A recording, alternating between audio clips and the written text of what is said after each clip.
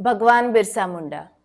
આજે 9મી જૂને આપણા આદિવાસી ભાઈઓ બહેનો માટે એક મસીહા તરીકે ઓળખાતા ભગવાન બિરસા મુંડાની પુણ્યતિથિ છે. તેમની પુણ્યતિથિના નિમિત્તે ચાલો એમની સંઘર્ષ ગાથા જાણીએ. બિરસા મુંડાનો જન્મ ઝારખંડમાં થયો હતો. બ્રિટિશ રાજ દરમિયાન આદિવાસી ભાઈઓ બહેનો પર થઈ રહ્યા અત્યાચારો, જેની અંદર એમના જમીન છીનવીને એમને મજદૂર બનાવવામાં આવતા હતા, એમના જંગલો પણ કાપી નાખવામાં આવતા હતા.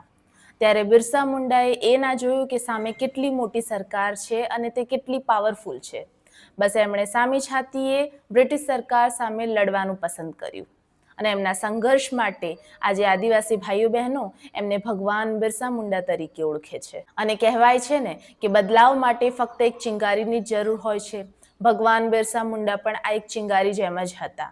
એમના સાહસ અને સંઘર્ષના લીધે છોટા નાગપુર ટેનન્સી એક્ટ જારી કરવામાં આવ્યો, જેના અંતર્ગત ટ્રાઇબલ્સની જમીન નોન ટ્રાઇબલ્સને આપવામાં ના આવે, તેમજ તેમના જળ અને જમીન પર જે કમ્યુનિટી રાઇટ્સ હતા તે પણ પાછા આપવામાં આવ્યા. આજે ઝારખંડની આ મુંડા ટ્રાઇબ્સમાં જન્મેલા બિરસા મુંડાને આપણે ધરતીપિતા અને ભગવાન બિરસા મુંડાના નામથી જાણીએ છીએ, જે સમગ્ર દેશના આદિવાસી ભાઈઓ બહેનો માટે ખરેખર એક મસીહા બનીને આવ્યા હતા. બ્રિટિશ સરકાર સામે સંઘર્ષ કરતા દરમિયાન એમનું મૃત્યુ રાંચીની જેલમાં 9મી જૂને થયું હતું, જેને આજે આપણે બલિદાન દિવસ તરીકે પણ ઓળખીએ છીએ.